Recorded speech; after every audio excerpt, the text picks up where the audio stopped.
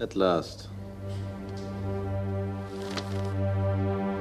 I have come 12,000 miles for this.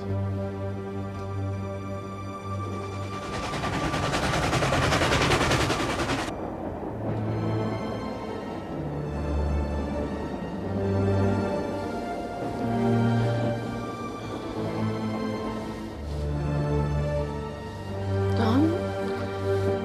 Can't sleep, Jess.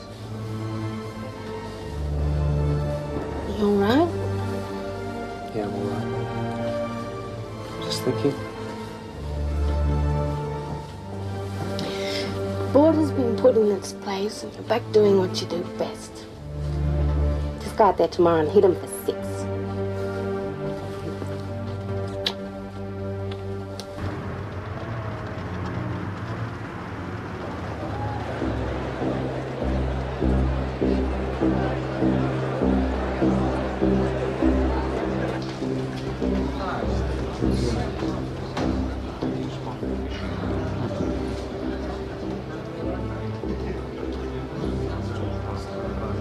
Get ready, Bill. You'll be playing today.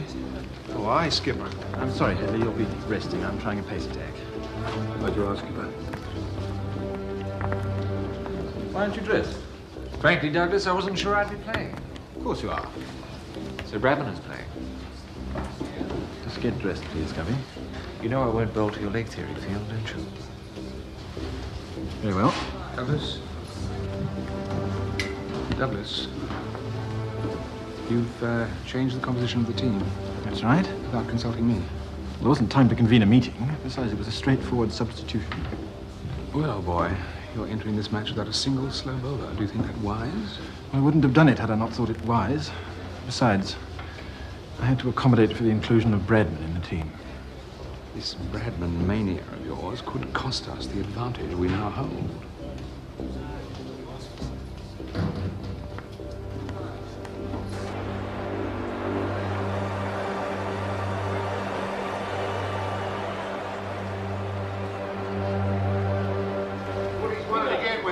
Good on that, Carl. Beauty. Batting, Don.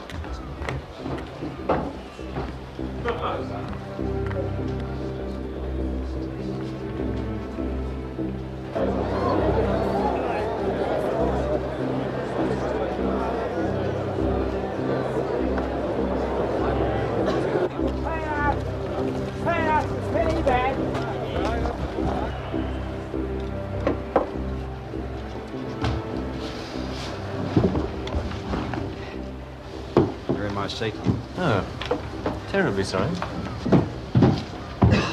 Good morning from Melbourne and welcome to this direct radio broadcast of the first day of the second test. It's a fine day here and I estimate the crowd to be somewhere between 60 and 70,000 for this vital game. Australia won down in the series after England won the first test in Sydney. And the news is that Australia will bat after Woodfull won the toss. And all Australians must be asking the question if the England captain Jardine will employ the controversial leg theory field called Bodyline now by the Australian newspapers. We're ready now for the first ball of the second test.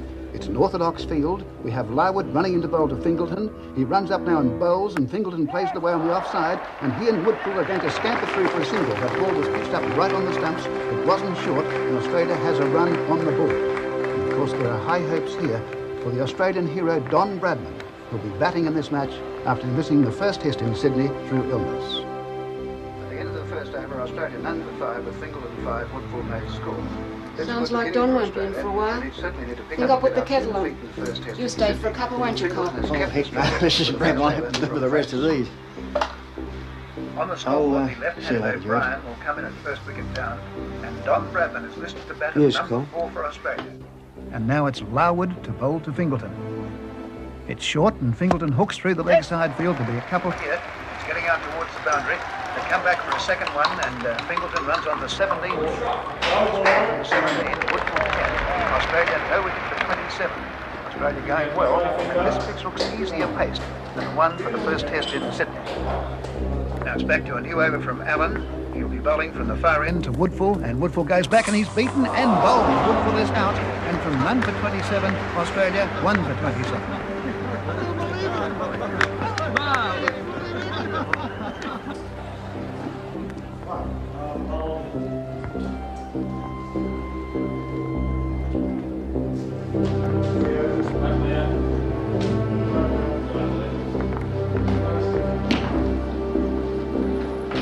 Fingal has put up a marvellous performance today so far.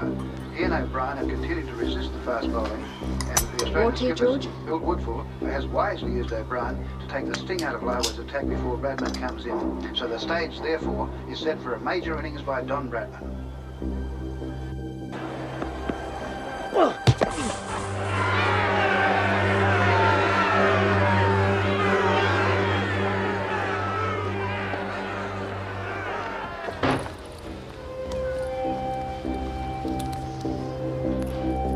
Dogged performance by Fingleton. He's ready for Marwood again. The bowler races in. And this one's a short ball, and Fingleton struck again, and he's not very happy out there at all, and nor is the crowd. Bugger off.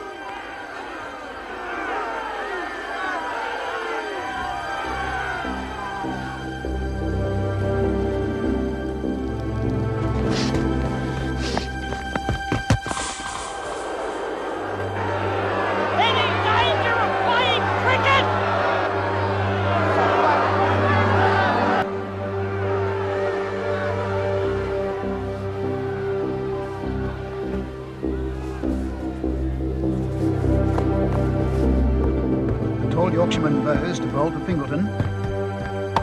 It's pushed away on the onside. They go for a run. Surely this looks like suicide. The fieldsman there is Wyatt. The return looks good. O'Brien must be run out. Yes, O'Brien has been run out for 10. Australia now 2 wickets down for 67, and the stage here is set for Don Bradman.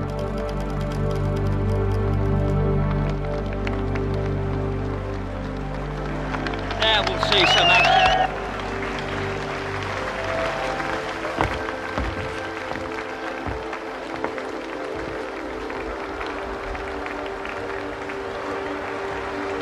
Thanks, Alan.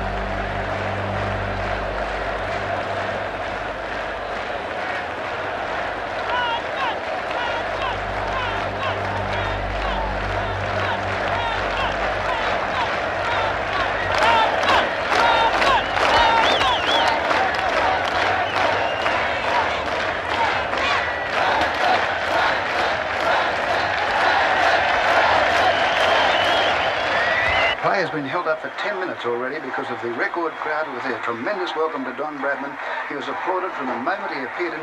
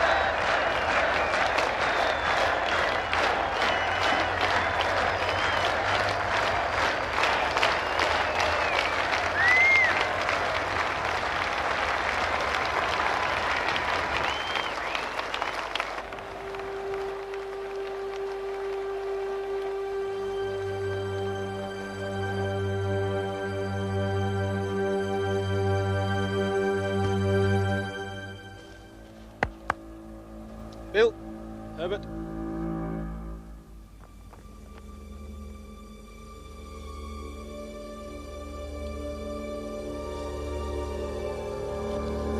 He then signalled to his slip fieldsman to move across to the onside.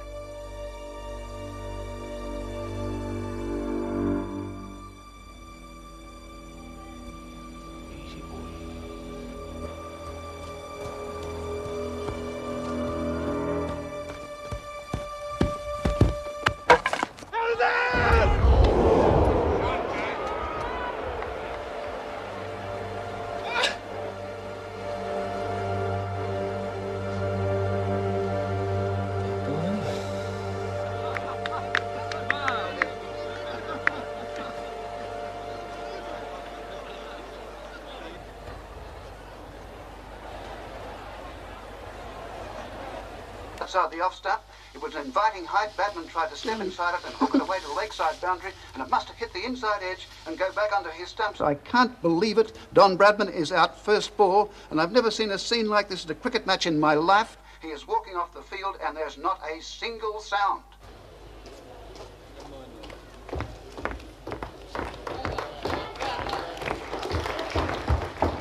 Don? I couldn't play another shot like that for £1 million. It could have happened to anyone. But it happened to me, Jessie. I've let them all down.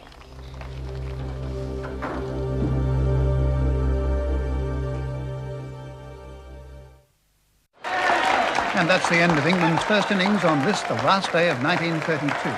Australia leads England by 59 runs, Australia 228, England 169. We'll be back on Monday for the continuation of this exciting second test. Until then, I wish you all a happy and prosperous New Year.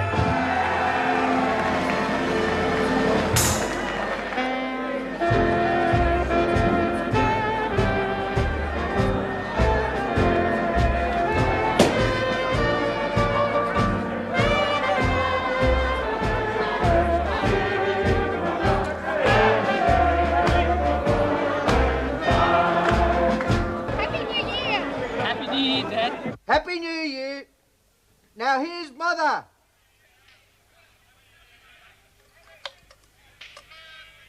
Happy New Year, Jessie. Happy New Year. Happy New Year, Mum. Happy New Year, son. And son, how about a century for the new year? I'll try. Yes, you take care. Bye. Bye. Happy New Year, Jess.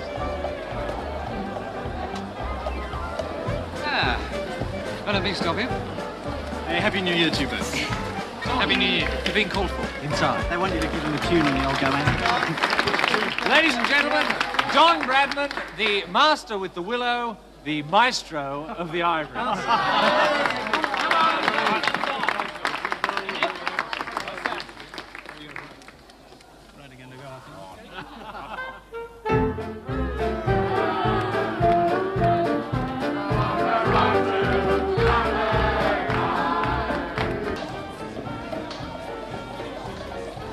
Two beers, thanks. They only serve Australians here, mate. It's on me, Roman. Thanks very much, Chris.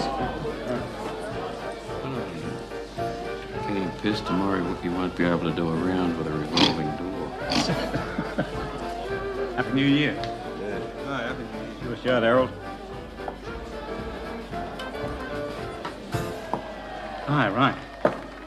Two more, thanks. Schooners.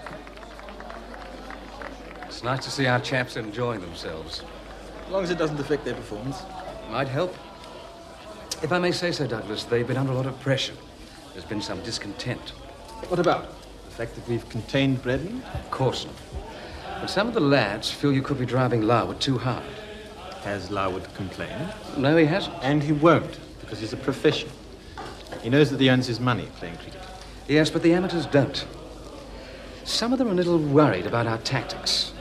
Oh, Gubby? Well, we all know that Gubby's a friend of Plum. Not just Gubby. There's the Nawab. It's about time His Highness learned that there is one man who decides tactics, and that is the captain.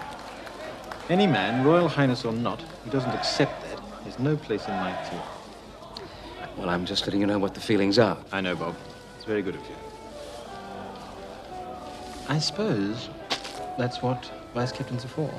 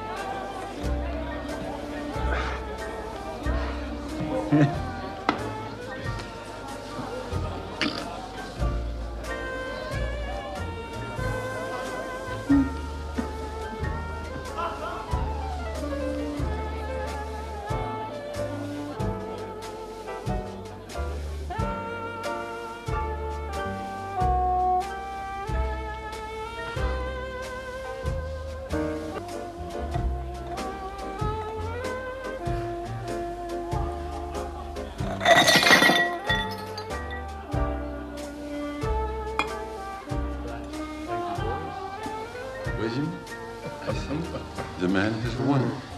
It's good. On your mic.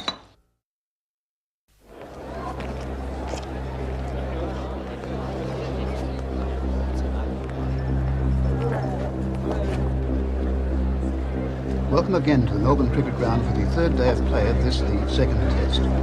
Australia in a good position here, a commanding position in fact, and they could level the series at 1-1. In this huge amphitheatre, just a vast sea of faces, and it wouldn't surprise me if this wasn't a world record crowd for a single day of a test match. Despite that unfortunate and quite extraordinary duck by Don Bradman, Australia recovered well through some lusty hitting by the tail-enders to make 228. Then England made a good start, but they lost 9 for 61 through the bowling of O'Reilly and Wall. They skittled 9 batsmen between them.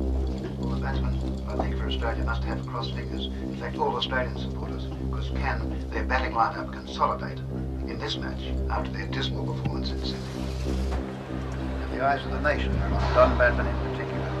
Not only does he needed to make runs, but he himself has felt it important to eradicate the memory of that first innings down.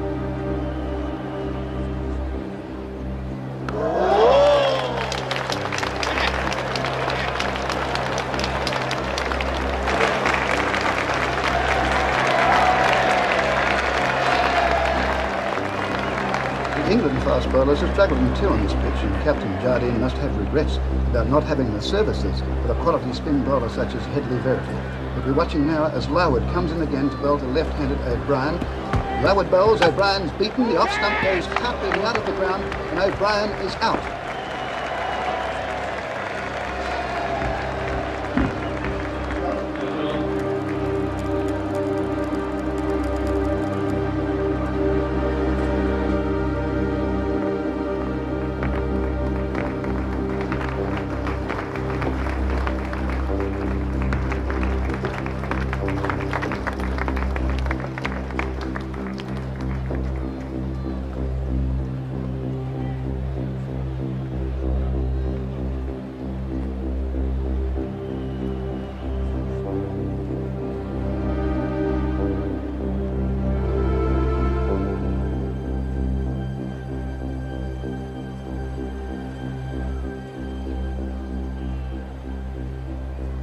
Three cheers for Don Bradman! Hip hip!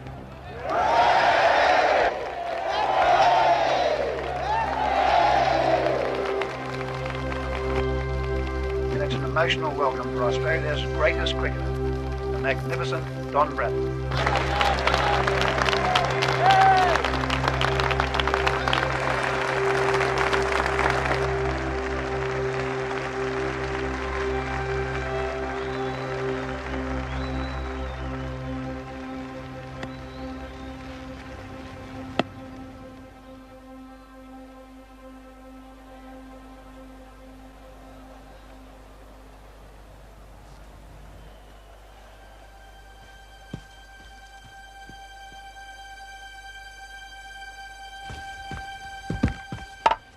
It's straight for a hit on. Bradman goes through for a single, and he's off the pair.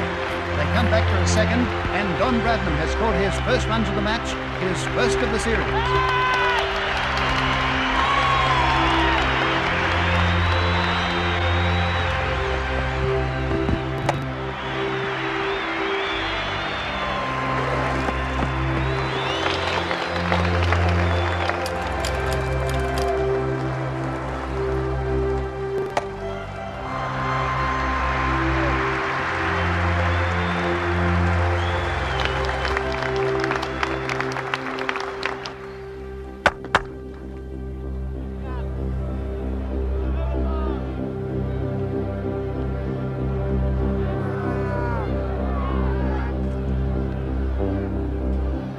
No, Douglas. see that His Highness is a conscientious objector.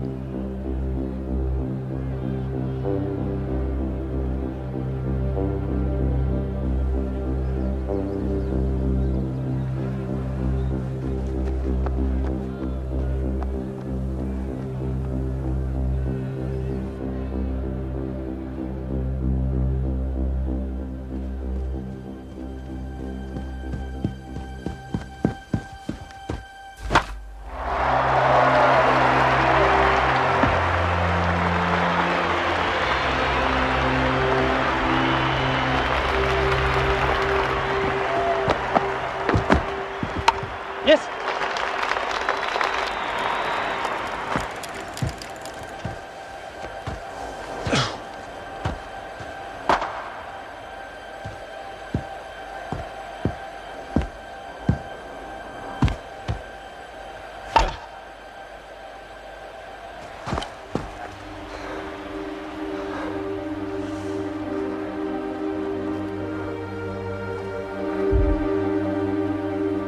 Right, Harold?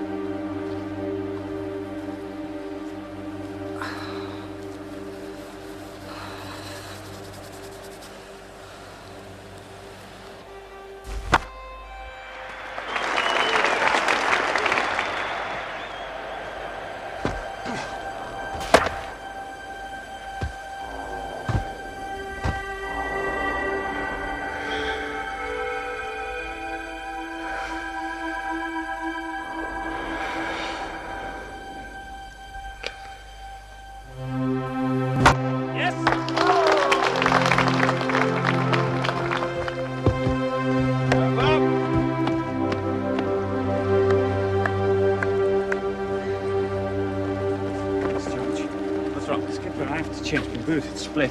Very well then, but hurry up. Right.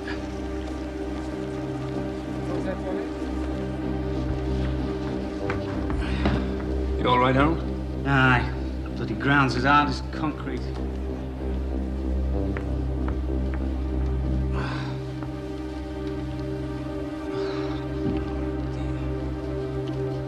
It's been a day of high drama in the second test here at the Melbourne Cricket Ground, and the important news for Australia is that Don Bradman is not out, and he gets more runs here. They take two, they're coming back for a third run, and Bradman's score goes on to 30, and his partner out there is the Australian captain, Bill Woodfull.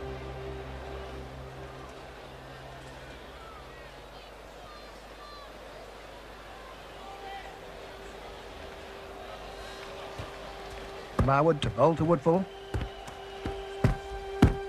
Short, Woodfull hooks, but a great catch there on the short leg. That's Allen who got across, and Woodfull is out for 26.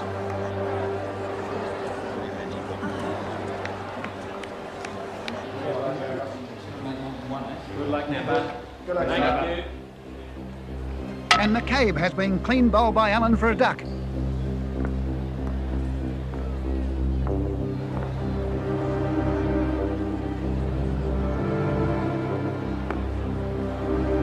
Richardson on 32 is facing the bowling of Larwood. He goes back, he's wrapped on the pads, he's right in front. Yes, he's out, leg before. Richardson out for 32. Australia 5 for 135, a lead of 194. And the man who can win this match for Australia is Don Bradman, and he's running out of partners with the Australian wickets tumbling.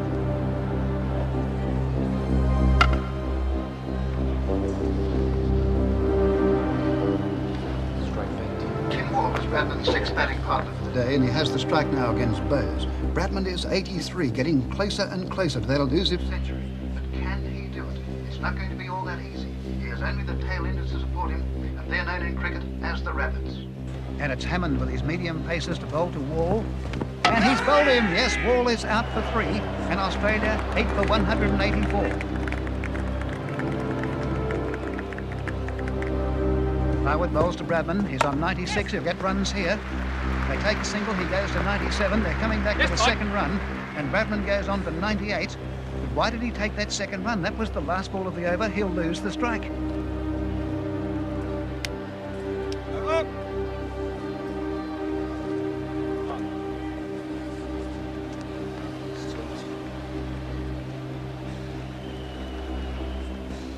Hammond to bowl to O'Reilly. That's an edge and it's gone through to Ames, the keeper, and yes, he's out caught. Australia 9 for 186 and only Ironmonger to come in, and Bradman is 98. Thanks, now, by the lucky one. Dainty, it's your missus. Boy, tell her to hang on. Don't joke about it. Don't even try to hit the ball unless it's absolutely necessary. Just hold out till the end of the over. He'll call you back, love. Don's in trouble now, son. Not Dainty, not the ferret, huh? Mr. Ironmonger doesn't look much like a ferret to me. That's what they call him. It'll be all right, son. I won't let you down. Well, most bowlers, you see, they can't bat to save their lives. They come in at the end of the innings, they're called rabbits. Now, Dainty, they call him a ferret because he goes in after the rabbits. Right arm over, 3 balls to come. 3.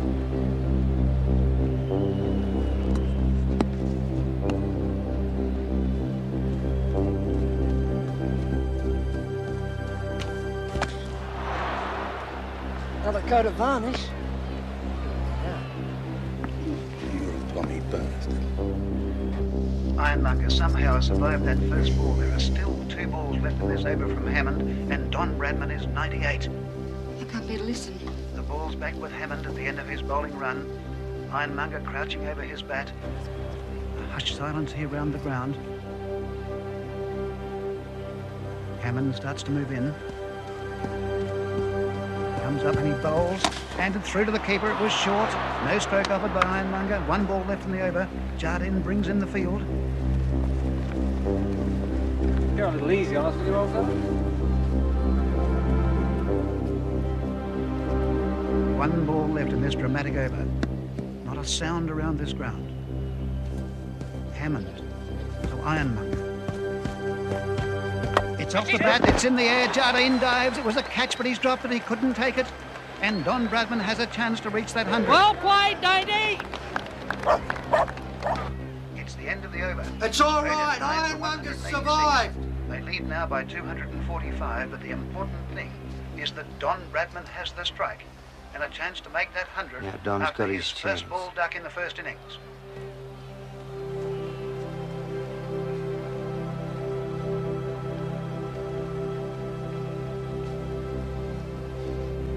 Bowl them short. Dig them in. Bowl them wide. Anything so we can't get any runs. We'll get Ironmonger down this end. Very good, skipper.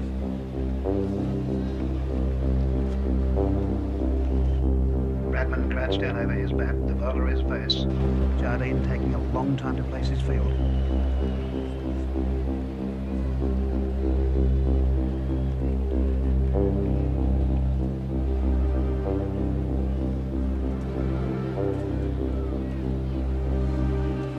Goes to Bradman. He's pulled round the onside. There'll be runs here. He sets off for the first one. That takes him to 99. They're coming back now for the second. A chase there for Larwood, who's limping. They come back for the second one. That's Bradman's 100. He wants a third. Larwood has it just inside the fence. They're going for the third run. The return comes back, and Bradman will get home. It comes back to the bowler's end, and Bradman dives. I think he's safe, and Don Bradman has reached his century. The crowd goes absolutely wild.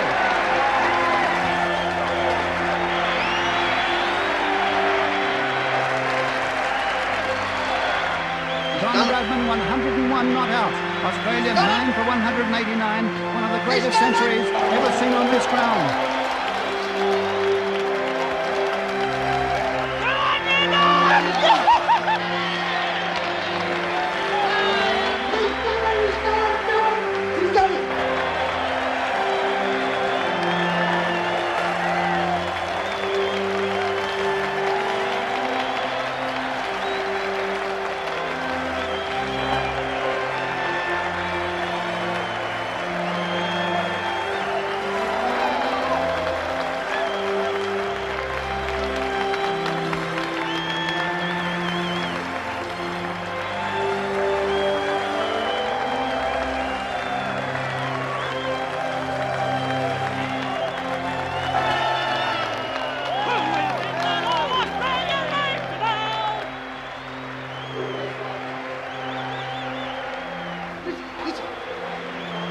Come and listen to the wireless.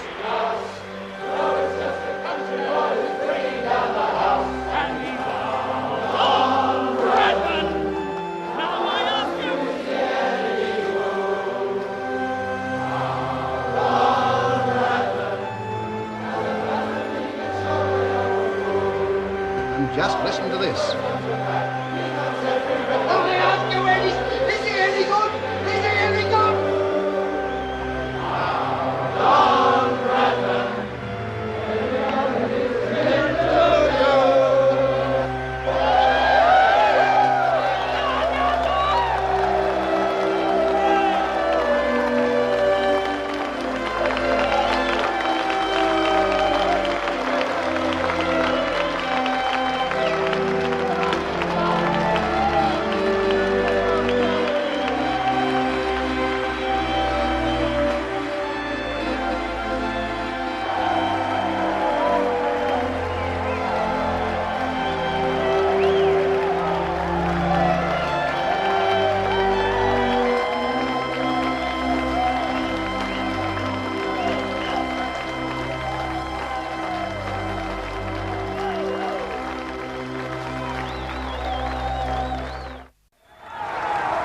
That's it. England all out for 139. That ties the Test series at 1-1. Australia has won the second Test by 111 runs. And just listen to that mighty reception out there for the local team here at the Melbourne ground. What a proud, proud day for Australia.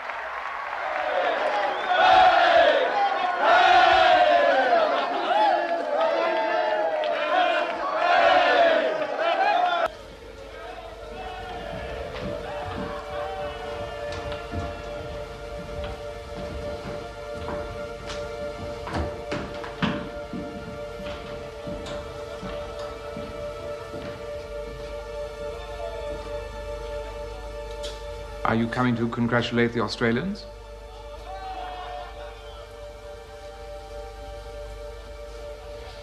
If you'll permit me one small observation. All right. I miscalculated. But the wicket was doctored. What are you saying? That the curator would deliberately go out there? That wicket was deliberately underprepared. Whether the curator acted under instructions or not, I cannot say. I fear you are making excuses for your own errors of judgment.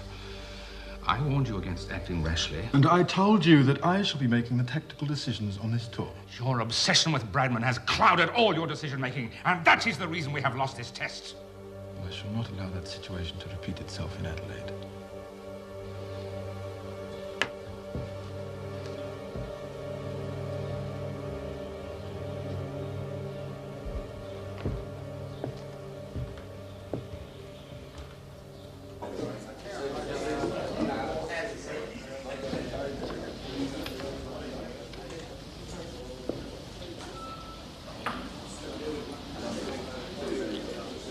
Excuse me, Mr. Jardine. Yes, what is it? Well, I've just discovered I'm to play in social match at weekend. Yes, it'll be the 12th man. Aye, well, I thought I might have a bit of time off before Adelaide. What were you planning to do? Well, I was simply just hoping to rest my feet. I had to leave the field 4 times in second test. Yes, I'm well aware of it. You spent an hour away from the game, all told. Aye, but I still bowled more overs than anyone else. You would have bowled a lot more if you hadn't been off the field so often. I couldn't help it. My boots kept splitting. I bowled as hard as I could. No, you didn't. None of you did. That's why Bradman scored his century and the Australians won the test. Vokes and Bows aren't in this social team, though. Harold, listen to me. You are my principal weapon, the spearhead of my attack. Not Vos and Bows. I want you fit for Adelaide. Fitter, faster, and meaner than you've ever been. So I'm to be 12th man, then? No. No, you can play. And I expect to see you at the practice nets tomorrow. Aye. Right.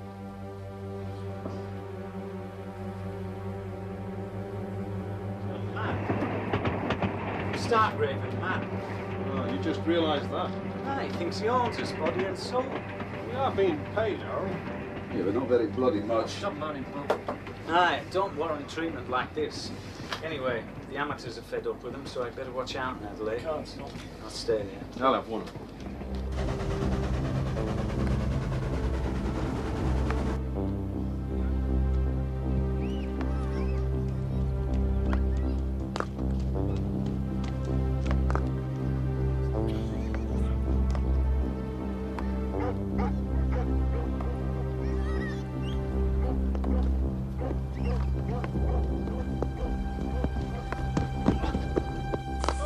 Like dropping a cake of soap.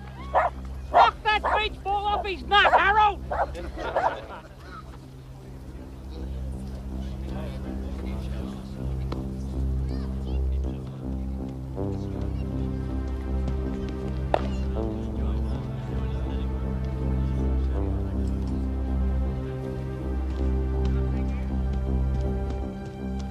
On you, Don!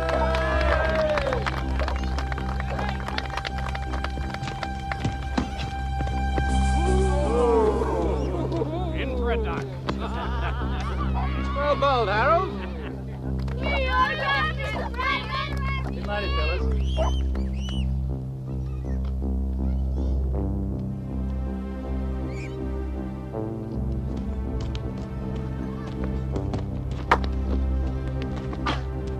Take it easy, Don. It's only practice, you know.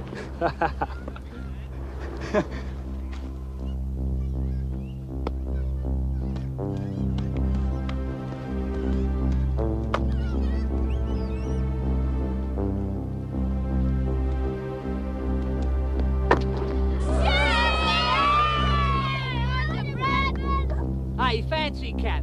Have a look at the boy next to you. He'll show you how it's done. Did Mummy call you, son? Want it on the phone, are you?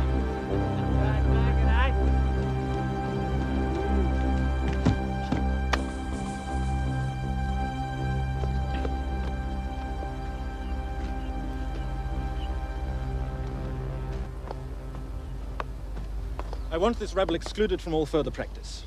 But the public is always... I did not admitted to come all practice. this way to provide free entertainment for the masses. I do not want them here after luncheon. Come on now, come on. Let's go. Come on, fella. Hey, what's all this? No spectators allowed. Says who? Orders of the cricket board and Sardine. Go to buggery. We'll see about this. I can go anywhere on the press. Yeah, I know. Now, look, James, you can't... Hang on, he's all right. He's me photographer.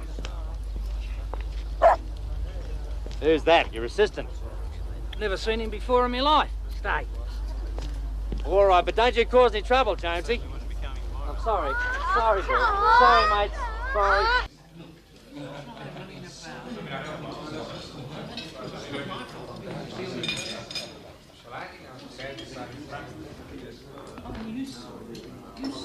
Douglas, there are some members of the press outside who want a statement. Practice is for the players, not for the public.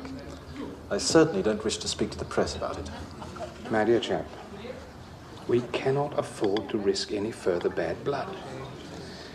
We have already come under attack for our tactics on the field.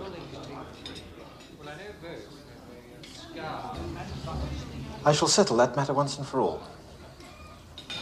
Show them in. Everything we have done has been well within the laws of cricket. We have placed a more difficult field than is ordinarily employed with fast bowling, and have been successful in curbing the activities of the batsman. But I can assure you that there is nothing new in the stratagem, nor any graver danger than in any other. Bull. It has been successful so far, and Mr. Warner and I hope that it will go on being successful. Is that right, Mr. Warner? You support the tactics of Mr. Jardine, and in particular this bodyline bowling? As Mr. Jardine says, it is a legitimate form of leg theory. Ah, would this be the same leg theory that you derided in the Morning Post of August 22nd, 1932? And I quote, "These tactics should be deplored. With 5 men on the leg side, the balls were short-pitched and frequently bounced head high and more. If all fast bowlers were to adopt these methods, there would be trouble and plenty of it. This is not bowling. Indeed, it is not even cricket." Now, in light of that article, Mr. Warner, would you say that you describe the current English attack to be cricket? Well, the circumstances were entirely different in London, and... how different? Well, If you'd researched a little further, Mr. Cooper, you would have discovered that I was playing in that match, and I faced that leg theory field. The circumstances then, as Mr. Warner correctly points out, were completely different. Oh, would you care to define the difference, Mr. Jardine? No, I would not.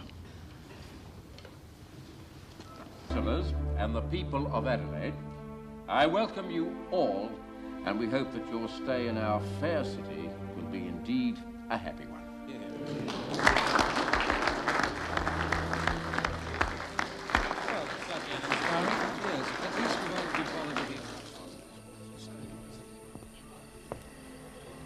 Good Lord.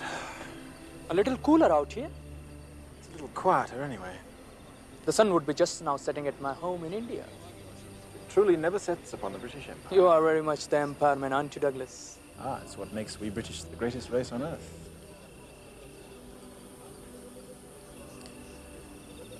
We must all have the courage of our convictions. Do what we think best. But we must play the game by the rules too. By the rules, yes, but also to win. Winning is everything to you, isn't it? No, Patty. But I see no honor in defeat. What do you want of me, Douglas? Simply your support on the field. The field of honor?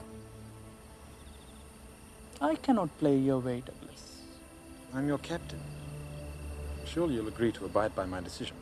If I can't? Then I should prefer it if you didn't play at all. Then that is how it must be. I cannot play your way, Douglas, my friend. You will never play Test cricket again.